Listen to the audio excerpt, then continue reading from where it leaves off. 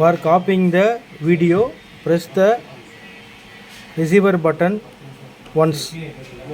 Light will start glow. That time press the transmitter. So it will blinks. Light will off. So program will be copied. You can press. This is now paired. Receiver and transmitter pairing.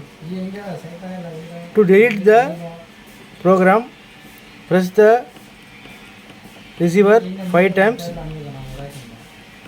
It will blink. So program is erased. Now receiver will not work. I will show you how to pair the receiver and transmitter.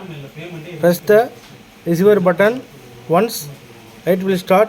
Press the transmitter button. It will copy. Then now program is copied. It's see working. Both light will be getting on while pressing the pressure switch. This is the copying the program. This is not paired. So no transmitter signal, receiver no signal.